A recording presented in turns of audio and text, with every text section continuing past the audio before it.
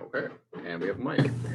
Hi, this is Paul with Your Home Inspection, and I've just thrown out a quick video today to go over some of the items that I recommend sellers take care of prior to an inspector walking through their property. You obviously want to get the best results out of your home inspection so that when the report is communicated to the buyer, there are fewer concerns that need to be addressed. So I am going to just communicate a few of the simple things that can be taken care of prior to that happening. The first one is just make sure that all the utilities are connected to the home. Sometimes when you have a winterized home or a home that has not been occupied for a while, the utilities are not hooked up, and an inspector cannot inspect the furnace, the water heater, or the electrical properly if all those aren't connected. So just make sure to touch base with the utility company if the property has been vacant for a while or winterized, and make sure that all that's sorted.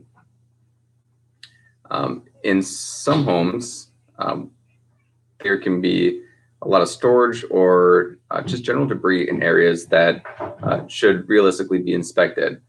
This could include areas in front of the electrical panel, in crawl spaces. Generally, there are some homes that have a lot of things, and they're organized in a way that makes it difficult for the inspector to get to areas that need to get inspected. So just make sure that those are cleared away and that there's access to all the utilities and all the areas of the home. When I inspect, I will inspect every area that is larger than 24 inches square, and that includes small attic spaces or crawl spaces and anywhere else that I can get visual access to. Number 3 would be to just check that all the pets are either removed from the home or they're in a kennel or crated. This just makes it easier for the inspector to move through the home kind of unimpeded by man's best friend or whatever your choice of pet may be. I've never had an incident where I've had an animal that I was concerned with. However, even very friendly animals can complicate the inspection process and pull your focus away. So best to have them just cleared from the property if possible. So moving on, when I inspect, I usually inspect from the outside in. So the first thing I check on the exterior is that the drainage is good drainage. So a really easy thing to check is just to make sure that the grade from the house, at least 10 feet out, slopes downward. And that takes care of a lot of other water-related issues, including water getting into the basement or just being held up against the house and deteriorating home cladding. This can be from siding to the sill plate, and making sure that your grading is properly taken care of is one, just good for the longevity of the home in general. But when your inspector comes to inspect the home, that's an area that typically can use some work. So you should have at least 1 inch per foot of negative slope away from the house.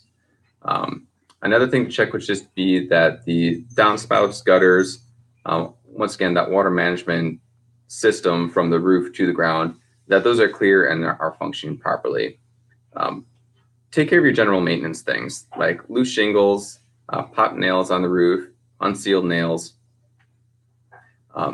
missing caulk or rotted wood, that sort of thing. So give your house a good once over and just make sure that it's in tip-top shape and all those small maintenance issues are taken care of.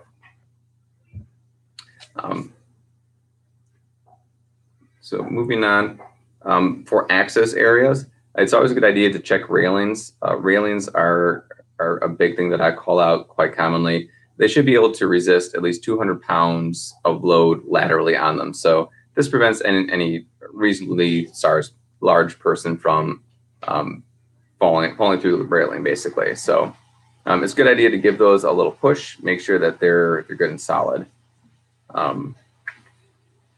So moving on, inside the home, check around your sinks and plumbing. Make sure that there's no leaking around the faucets, that your stop valves are not overly corroded and they're in good condition. Stop valves are another really common thing that I see. They tend to last about 10 years before they start to get corroded or leak. So it's a good idea to check under the sink, see that there's not an excessive amount of green corrosion on them. And that's typically with not as minor systems, but your copper type systems. You won't be able to see that with newer PEX system or plastic tube systems. But those generally haven't been around for much more than 10 years anyway. So this is more common to find excessive corrosion in homes that have a copper supply system. So easy way to check for that is if there's a lot of green corrosion around the stop valve.